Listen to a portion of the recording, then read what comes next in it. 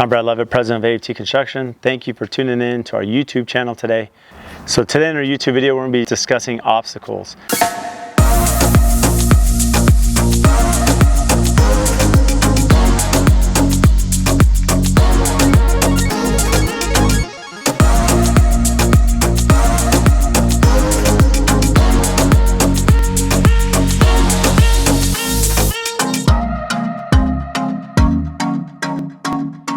Most of us know the obstacles we're having, as far as manpower, lead times, material, appliances that maybe took 6 weeks in the past and now are taking 6 months or longer.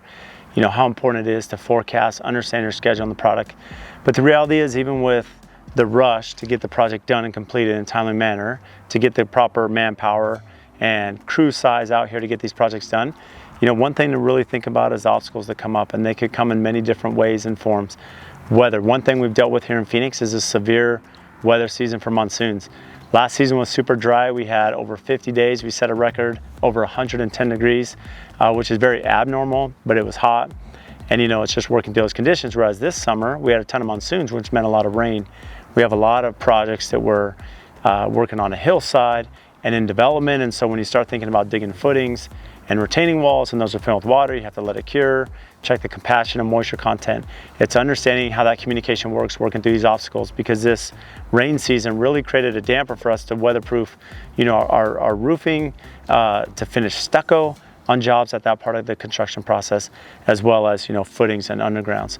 So it's really important to understand how you're communicating that, how you're tracking that, how you're putting that. We use Builder Trend. We're putting that information in Builder Trend to track it. We're also letting our customers know and keep them aware, because we all have goal lines, right? We're trying to understand the closing dates for our customers and when those should be. Additionally, you think about job site safety. You can see I'm in my hard hat today, being out here at the project and understanding, making sure the guys are safe. We have framers on site. Do they have their harnesses? Do they have their hard hats? Do they have their boots on, right? OSHA can stop by any time. Actually today we had a visit from our OSHA rep. They were across the street at the Four Seasons doing an inspection. They saw construction going on here and they came over and checked out the site. In fact, we're going to be doing a walkthrough later this afternoon after this video with OSHA, just to understand any protocol and items that we need to address and take care of for safety. But think about those obstacles, because it may be a hassle for your framers to have their harness on. It may be hot as it is today, 105 degrees. But what's what's the risk associated with that? It may take more time. It may be inconvenient. It may be hot as they're tied off. Maybe impossibly slower production, because they're working around the harness on, tied off. But the fact of the matter is, the one thing you don't want to have happen is a serious accident or a fall or even a death, right? And these are things that can really create an issue for us as the builder, for the client, for the schedule, for the economy. Everything. We have to take that in consideration. So understand the obstacles that may come from weather, from OSHA, changes we may have from the clients, any things that were not caught in design at pre-construction with architecture and design that have to be changed.